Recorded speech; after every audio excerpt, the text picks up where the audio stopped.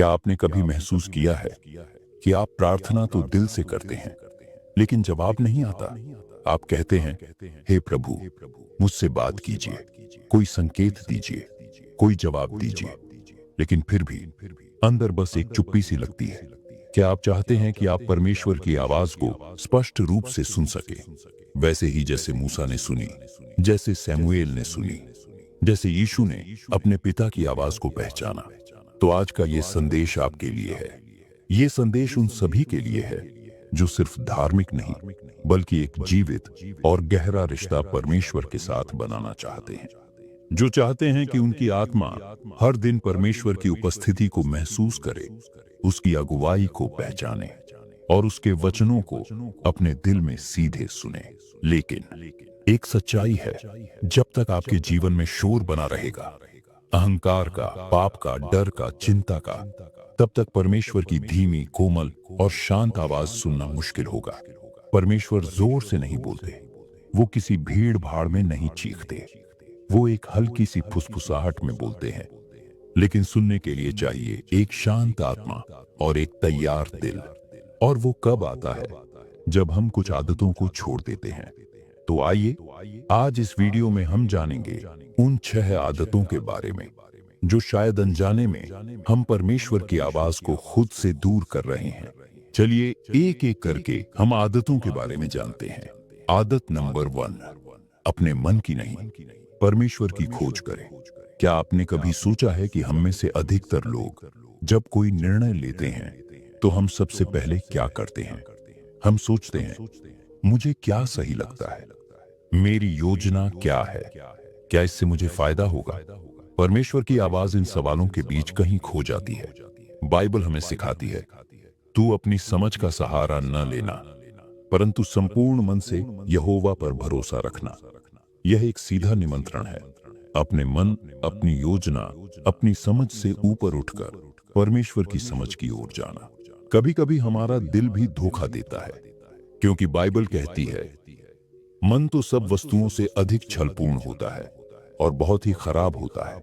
अब सोचिए, अगर हमारा मन भी हमें गुमराह कर सकता है, अगर हमारी समझ भी सीमित है, तो हम क्यों न उस पर भरोसा करें जो सब कुछ जानता है। इससे और विस्तार से एक कहानी के माध्यम से समझते हैं। एक युवा लड़का अपनी पढ़ाई पूरी करने के बाद एक बड़ी कंपनी में नौकरी करना चाहता था। वो रोज प्रार्थना करता, लेकिन साथ ही अपने मन से रास्ता बना रहा था। फिर एक दिन उसने यह फैसला लिया, अब मैं परमेश्वर से पूछे बिना एक कदम नहीं उठाऊंगा। उसने 40 दिन तक रोज सुबह बाइबल पढ़ी, प्रार्थना की और चुपचाप बैठा रहा। 40वें दिन उसे एक कॉल आया, एक ऐसी जगह से जहां वह कभी अप्लाई तक नहीं किया था। वह आज एक एनजीओ चला रहा है, हजारों अनाथ बच्चों की सेवा कर रहा है और कहता है, अगर मैंने परमेश्वर की आवाज नहीं सुनी होती तो मैं सिर्फ पैसा कमाने में उलझा रहता। प्यारे दोस्त, परमेश्वर हमसे चिल्ला कर नहीं बोलते, वो धीरे से फुसफुसाते हैं, लेकिन सुनने के लिए हमें अपने मन को शांत करना पड़ता है। प्रभु कहते हैं, तू मुझे पुकार और मैं तुझे उत्तर दूंगा और तुझे बड़ी और कठिन बातें बताऊंगा जिन्हें तू नहीं जानता। तो अब से निर्णय लेने से पहले रुको, प्रार्थना करो और पूछो, प्रभु, क्या यही तेरा रास्ता है? आदत नंबर 2, पाप को छिपाना बंद करें, क्योंकि जो छिपा है वही हमें परमेश्वर से दूर करता है। हम में से बहुत से लोग परमेश्वर से प्रार्थना करते हैं, उनकी आवाज सुनना चाहते हैं, उनकी योजना जानना चाहते हैं, पर एक बात भूल जाते हैं, परमेश्वर की आवाज पवित्रता में स्पष्ट होती है, लेकिन पापों के अंधेरे में खो जाती है। बाइबल हमें साफ कहती है, यदि मैं अपने मन में अधर्म की बात सोचता तो प्रभु मेरी सुनता ही नहीं। यह एक चेतावनी है कि अगर हमारे दिल में कोई छिपा पाप है तो वह पाप हमारे और परमेश्वर के बीच दीवार बन जाता है। पाप को छिपाने की आदत, जब हम बार बार झूठ बोलते हैं और सोचते हैं कोई नहीं देख रहा, जब हम इंटरनेट पर छिपकर गलत चीजें देखते हैं, जब हम दूसरों को धोखा देते हैं लेकिन दिल में पछतावा नहीं होता, ये सब परमेश्वर की उपस्थिति को धीमे धीमे हमसे दूर कर देते हैं। परमेश्वर पाप से नफरत करते हैं, लेकिन पापी से नहीं। वो चाहते हैं कि हम लौट आएं ईमानदारी से। आइए एक सच्ची कहानी सुनते हैं। एक युवा प्रचारक था जो उसे चर्च में बड़ा हुआ, बाइबल पढ़ता, उपदेश देता, लेकिन एक आदत उसे भीतर ही भीतर खा रही थी। वो गुप्त रूप से चोरी करता था, कभी मोबाइल, कभी पैसे। उसे लगता था कि मैं सेवा कर रहा हूं, परमेश्वर माफ कर देंगे। एक दिन वो पकड़ में आ गया। पूरे चर्च में उसकी बदनामी हुई। वो पूरी तरह टूट गया। लेकिन वहीं से उसके जीवन का असली बदलाव शुरू हुआ। उसने रोते हुए बाइबल खोली और एक लाइन उसके दिल को छू लिया। यदि हम अपने पापों को मान लें तो वह विश्वास योग्य और धर्मी है, जो हमें पापों को क्षमा करे और हमें सब अधर्म से शुद्ध करे। उस दिन पहली बार उसने खुलकर परमेश्वर से कहा, हाँ प्रभु, मैंने पाप किया है, मैं थक चुका हूं, मुझे छुड़ा लीजिए। आज वो प्रचारक नहीं, एक सेवक है, गुमनाम है पर सच्चा है। अब वो हर दिन कहता है, परमेश्वर की आवाज अब मुझे अंदर तक सुनाई देती है, क्योंकि अब मैं पाप को छिपाता नहीं। प्यारे दोस्त, परमेश्वर को तुम्हारा परफेक्ट होना नहीं चाहिए, उन्हें तुम्हारा ईमानदार होना चाहिए। वो चाहते हैं कि तुम कहो, प्रभु, मैं गिर गया हूं, लेकिन मैं लौटना चाहता हूं।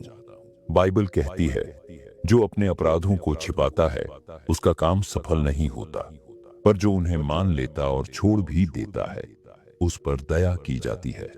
तो अगर तुम परमेश्वर की आवाज साफ सुनना चाहते हो, अपने पाप को छिपाना बंद करो और उनके चरणों में सब कुछ खोल दो, क्योंकि जो अंधकार में है उसे उजाले में लाना ही पहला कदम है परमेश्वर की आवाज तक पहुंचने का।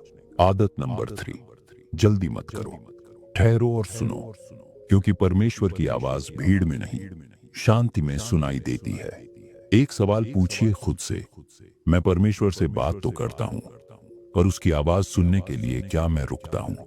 क्योंकि जब तक आप रुकेंगे नहीं, जब तक आप ठहरेंगे नहीं, तब तक परमेश्वर की फुसफुसाहट भी आपके जीवन के शोर में खो जाएगी।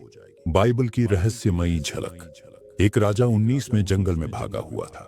वो टूटा हुआ था, थका हुआ था, डरा हुआ था। उसने कहा, हे प्रभु, मैं थक गया हूं, अब मुझसे नहीं होगा। और फिर हुआ कुछ अद्भुत।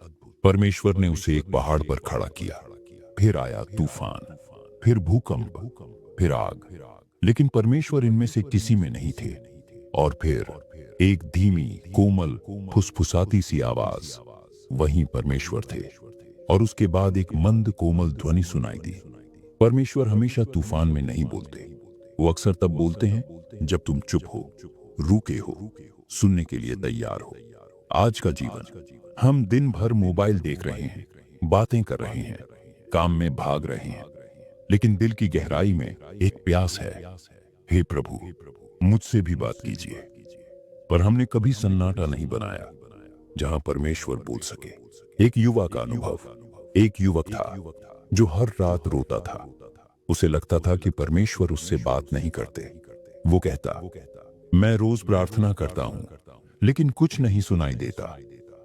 एक दिन उसके एक बुजुर्ग पादरी ने कहा, बेटा, तू हमेशा बोलता है, अब एक बार सिर्फ सुन। वो लड़का रात को अपने कमरे में गया, मोबाइल बंद किया, लाइट बंद की, बस बाइबल लेकर चुपचाप बैठ गया। 5 मिनट, कुछ नहीं, 10 मिनट, बस खामोशी। 15 मिनट बाद उसके दिल में एक आवाज आई, मैं यही हूं बेटा, तू मुझे सुन नहीं पाया क्योंकि तू कभी चुप नहीं हुआ। उस दिन उस युवक की जिंदगी बदल गई। बाइबल में लिखा है, चुप हो जाओ और जान लो कि मैं ही परमेश्वर हूं। जो मेरे पास आता है मैं उसे कभी दूर नहीं करता। सीख, परमेश्वर की आवाज को सुनना है तो भीड़ से हटना होगा, शोर से दूर जाना होगा, आत्मा को शांत करना होगा और बोलना होगा, प्रभु, मैं यहां हूं, बोलिए, तेरा सेवक सुन रहा है। परमेश्वर आज भी बोलते हैं, लेकिन वो माइक से नहीं, वो दिल की गहराइयों में धीरे से फुसफुसाते हैं। अगर तुम परमेश्वर से सुनना चाहते हो तो जरूरी है कि तुम दूसरों से सुनना बंद करो और अपने भीतर एक पवित्र शांति को जगह दो। आदत नंबर 4, आत्मिक कान बंद करने वाली संगति को छोड़ो। क्या आपने कभी गौर किया है कि कुछ लोगों के साथ वक्त बिताने के बाद आपका प्रार्थना करने का मन नहीं करता? आपका मन भारी हो जाता है, विचार नकारात्मक हो जाते हैं और आत्मा शुष्क महसूस करती है। क्यों? क्योंकि संगति सिर्फ दोस्ती नहीं होती, संगति आत्मा को आकार देती है। बाइबल में क्या लिखा है? धोखा न खाओ, बुरी संगति अच्छे चरित्र को बिगाड़ देती है। भाई, ये सिर्फ चेतावनी नहीं है, ये एक आत्मिक सत्य है। अगर आपकी संगति ऐसी है जो मजाक में गाली देती है, अशुद्ध बातें करती है, गॉसिप और आलोचना से भरी रहती है, आपको पाप की तरफ खींचती है, तो आप परमेश्वर की आवाज कभी साफ नहीं सुन पाएंगे। एक उदाहरण, एक युवक बहुत आत्मिक था, रोज प्रार्थना करता, बाइबल पढ़ता था, लेकिन कॉलेज में उसकी संगति ऐसे दोस्तों से हो गई जो कहते थे, अरे ये सब बाइबल छोड़, जिंदगी एक बार मिलती है, एंजॉय कर। धीरे धीरे उसने प्रार्थना करना छोड़ दिया, फिर चर्च जाना भी बंद कर दिया। एक दिन उसकी माँ ने रोते हुए पूछा, बेटा, तू अब परमेश्वर से बात क्यों नहीं करता? उसने जवाब दिया, माँ, अब मैं उसकी आवाज सुन ही नहीं पाता, क्योंकि उसका मन नहीं बदला था, उसकी संगति बदल गई थी। संगति का प्रभाव इतना गहरा होता है कि ये आपको या तो स्वर्ग के करीब ले जाती है या नरक की ओर। जो बुद्धिमानों के साथ चलता है वह बुद्धिमान होगा, परंतु जो मूर्खों का साथी है वह नाश होगा। आप अपने 5 सबसे करीबी लोगों को देखें, वे ही आपका भविष्य तय कर रहे हैं। यीशु ने भी चुनी थी एक आत्मिक संगति। यीशु ने 12 शिष्यों को चुना, पर हर किसी को नहीं चुना। क्यों? क्योंकि हर कोई आपके आत्मिक उद्देश्य का साथी नहीं बन सकता। आज खुद से एक सवाल पूछिए, क्या मेरी संगति मुझे परमेश्वर के करीब ले जाती है या दूर? क्या मेरी बातचीत पवित्र आत्मा को प्रसन्न करती है या शोकित? अगर जवाब दूर और शोकित है, तो आज वो संगति छोड़ दो। यहां छोड़ने का मतलब दुश्मनी नहीं है। आप प्रेम से दूरी बना सकते हैं, आप नम्रता से सीमाएं खींच सकते हैं, क्योंकि आपकी आत्मा की शांति किसी की झूठी दोस्ती से कहीं ज्यादा कीमती है। बाइबल कहती है, धर्मी पुरुष का साथ करना उत्तम है, चाहे वह गरीब हो, न कि दुष्टों के साथ रहना, चाहे वे अमीर हों। अब आपको एक निर्णय लेना होगा, क्या आप ऐसे दोस्तों को बनाए रखेंगे जो आपकी आत्मा को मारते हैं, या ऐसे साथी चुनेंगे जो आपकी आत्मा को जीवित करते हैं? क्योंकि जब तक आप आत्मिक कान बंद करने वाली संगति को नहीं छोड़ेंगे, आप प्रभु की आवाज नहीं सुन पाएंगे। एक कोमल निमंत्रण, आज अपने जीवन की संगति की जांच कीजिए। कुछ रिश्ते हैं जो परमेश्वर की योजना में नहीं हैं, उन्हें प्रेम से छोड़िए ताकि परमेश्वर से जुड़ सके। यही है आत्मिक परिपक्वता की निशानी। क्या आप जानते हैं कौन आपको ऊपर उठा रहा है और कौन आपको गिरा रहा है? आदत नंबर 5, डर को छोड़ो, विश्वास करो। क्या आपने कभी ऐसा महसूस किया है जैसे आप बहुत प्रार्थना कर रहे हैं, परमेश्वर से मार्गदर्शन मांग रहे हैं, लेकिन अंदर से कोई आवाज नहीं आ रही, जैसे सब चुप है? कई बार इसका कारण होता है डर। डर हमारे और परमेश्वर के बीच में एक मौन की दीवार खड़ी कर देता है। डर हमें अंदर से इतना हिला देता है कि हम प्रभु की आवाज को पहचान नहीं पाते। डर क्या करता है? डर कहता है तू योग्य नहीं है। डर कहता है तू गिर जाएगा। डर कहता है अगर परमेश्वर ने कुछ न कहा तो। डर कहता है अगर तूने जो सुना वो गलत निकला तो। लेकिन परमेश्वर क्या कहते हैं?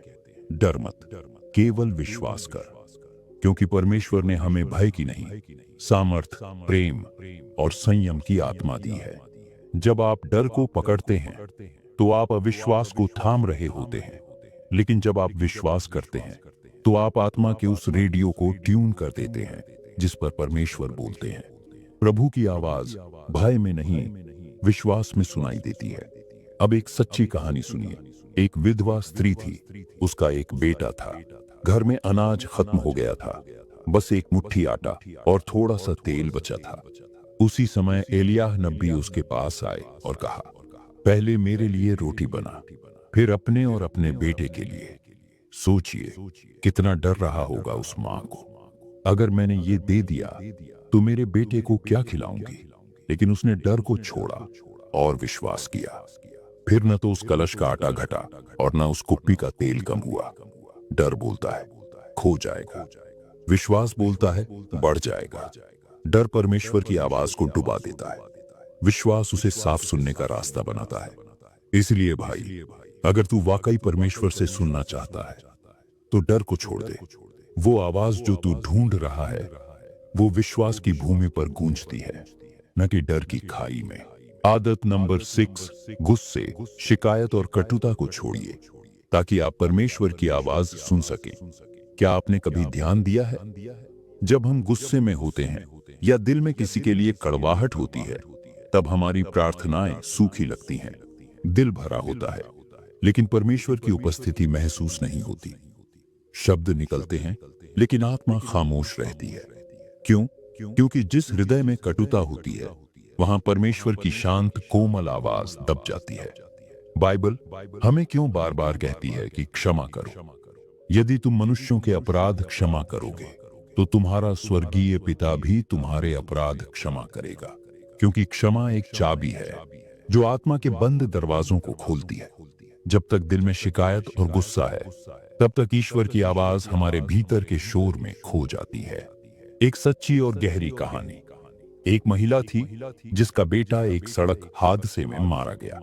वो हादसा एक युवा ड्राइवर की गलती से हुआ था। इस मां के दिल में गुस्सा और नफरत थी।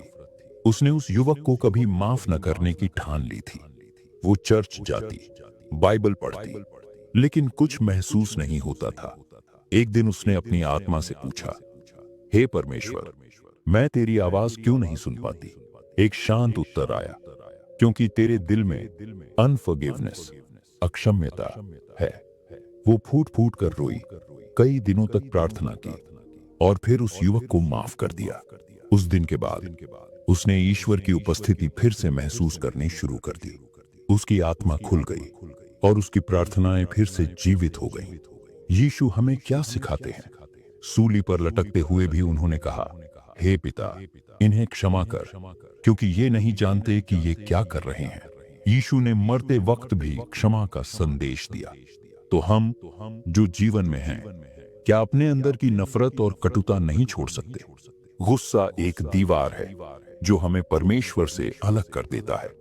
क्रोध को छोड़ दे और जलजलाहट को त्याग दे। जब तक हम गुस्से और शिकायत में जीते रहेंगे, तब तक हम आत्मा की उस कोमल गूंज को नहीं सुन पाएंगे जो कहती है, मैं तुझसे प्रेम करता हूं, चल मेरे साथ चल। भाई, एक सवाल अपने दिल से पूछिए, क्या कोई ऐसा है जिसे आपने अभी तक माफ नहीं किया? क्या कोई ऐसी बात है जो सालों से आपको अंदर ही अंदर जला रही है? आज उस गुस्से को छोड़ दीजिए, उस कड़वाहट को निकाल दीजिए, क्योंकि जब आप क्षमा करते हैं तब ईश्वर आपके दिल में फिर से बोलने लगते हैं। और यही है आत्मा की गहराई। गुस्सा बंद करता है, क्षमा खोलती है, कड़वाहट धुंध बनाती है, प्रेम स्पष्टता लाता है। शिकायत परमेश्वर की आवाज को दबाती है, लेकिन कोमल हृदय उसे सुनने को तैयार करता है। धन्य हैं वे जिनका मन शुद्ध है, क्योंकि वे परमेश्वर को देखेंगे। और जब आप परमेश्वर को देखना और सुनना शुरू करेंगे, आपका जीवन वही नहीं रहेगा। अब आपने वो 6 आदतें जान ली हैं जो हमें परमेश्वर की आवाज से दूर कर देती है। अब सवाल ये है, क्या आप सिर्फ सुनकर छोड़ देंगे या सच में कुछ बदलने के लिए तैयार हैं? क्योंकि अगर आप वही रहेंगे तो सब कुछ वही रहेगा। पर अगर आज आपने एक कदम भी उठाया तो परमेश्वर आपके लिए रास्ते खोल सकता है जो आपने कभी सोचे भी नहीं थे। अब एक छोटा सा आत्मिक अभ्यास करें। अपनी आंखें बंद कीजिए और प्रभु से यही कहिए, हे परमेश्वर, जो भी आदत मेरी आत्मा को सुन्न कर रही है, मुझे उससे आजाद कर। मैं तुझसे सुनना चाहता हूं। अगर आपने ये प्रार्थना दिल से की है तो कमेंट में लिखिए, मैं तैयार हूं प्रभु। ये शब्द सिर्फ शब्द नहीं है, ये एक आत्मिक कदम है। आपका जवाब स्वर्ग को छू सकता है। और याद रखिए, परमेश्वर उन लोगों से बात करता है जो चुप रहते हैं, जो पवित्रता चुनते हैं, जो हर दिन उसके करीब आना चाहते हैं। आप भी उनमें से एक हो सकते हैं। अगर ये वीडियो आपके दिल को छू गया तो इसे किसी ऐसे इंसान तक पहुंचाइए जिसे प्रभु की आवाज सुनने की सबसे ज्यादा जरूरत है। शायद आप ही उसके जीवन में परमेश्वर का उत्तर हों।